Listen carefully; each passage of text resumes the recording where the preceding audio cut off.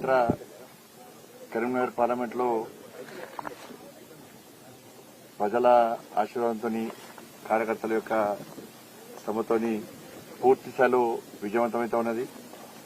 ప్రజలు ప్రేమ అభిమానంతో స్వాగతం పలుకుతున్నారు, ఆశీర్వదిస్తున్నారు. తప్పకుండా కేంద్రంలో బీజేపీ ప్రభుత్వం రావాలి. నరేంద్ర మోడీ గారు ఎట్టి పరిస్థితుల్లో తిరిగి ప్రధానమంత్రి కావాల్సిందే. ఆల్రెడీ మేము నిర్ణయించుకున్నాం. తప్పకుండా పూర్తి కోటేస్తామని చెప్పి ఎక్కడ పోయినా కూడా, ఏ గ్రామానికి, చిన్న గ్రామమైనా పెద్ద గ్రామమైనా ఎక్కడ పోయినా కూడా ప్రజలు వాళ్ళు సంతోషాన్ని వ్యక్తం చేస్తున్నారు.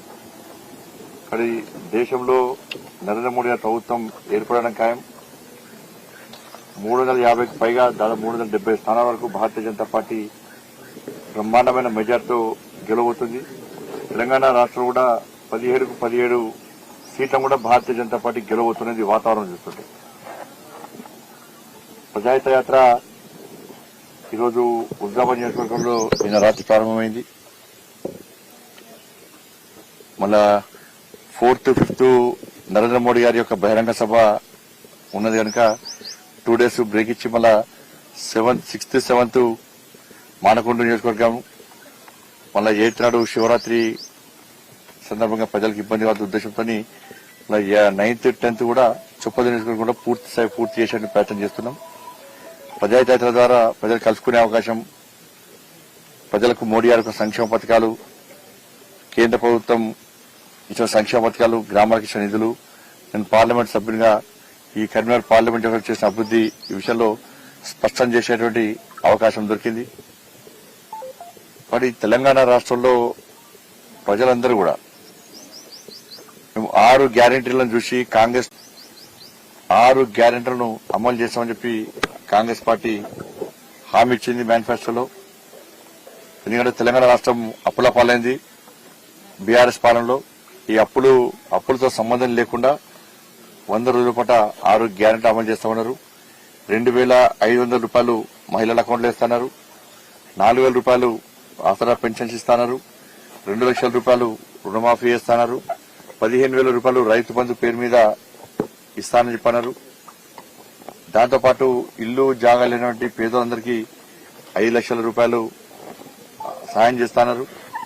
ఇట్లా ఈ 6 గ్యారెంటీలను కూడా కాంగ్రెస్ పార్టీ హామీ ఇచ్చింది కాబట్టి వాటిని 100 రోజుల లోపల అమలు చేసిన బాధ్యత ఆ పార్టీ మీద ఉంది. 500 రూపాయలకే గ్యాస్ ఇచ్చి ఆ గ్యాస్ కూడా మూడదాకా రేషన్ కార్డులే ఇవ్వలే కాంగ్రెస్ పార్టీ. అంతకుముందు కాంగ్రెస్ పార్టీ తిట్టారు, మేము తిట్టినాము. ఏమని దాదాపు 10 లక్షల మంది రేషన్ కార్డు కోసం దరఖాస్తు చేసుకున్నారు. రేషన్ కార్డులు ఇవ్వాలని చెప్పండి. రేషన్ కార్డులు ఇవ్వకుండానే మొదట రేషన్ కార్డులు ఉన్న వరకే 500 రూపాయలు గ్యాస్ అన్నారు. మళ్ళీ ఇప్పుడు ఏమంటున్నారు, మహిళల పేరు మీద గ్యాస్ కనెక్షన్ ఉంటేనే ఫ్రీ ఇస్తామంటున్నారు. నాకు తెలిసి దాదాపు 90 లక్షల గ్యాస్ కనెక్షన్స్ ఉన్నాయి. కొంత అటు ఇటు కావచ్చు. తన 50% పురుషుల పేరు మీద ఉన్నాయి. కానీ వాళ్ళందరూ గ్యాస్ ఇవ్వరా? గ్యాస్ ఇచ్చేది పెద్ద మహిళల పేరు మీద, పురుషుల పేరు మీద అని కాదు. గ్యాస్ 500 రూపాయలకే ఇస్తున్నారు, గ్యాస్ ఇస్తున్నారు. కానీ ఇవ్వాల్సిన బాధ్యత మీ మీద ఉంది. ఒకటి ఎన్నికల కోడ్ పేరుతో తప్పించుకునే ప్రయత్నం చేద్దాం. వెంటనే 6 గ్యారెంటీలను అమలు చేయాలి. చిన్న చిన్న హామీలు నెరవేర్చి మేము నెరవేరుస్తున్నామని చూడురి, మీతో నెరవేరుస్తామని చెప్పి వాళ్ళు చేసే ప్రయత్నం చేయదు. వాళ్ళ ఫస్ట్ హ్యాండ్ సాలరీస్ ఇస్తే సంతోషమే, పోయినసారి చేశారు.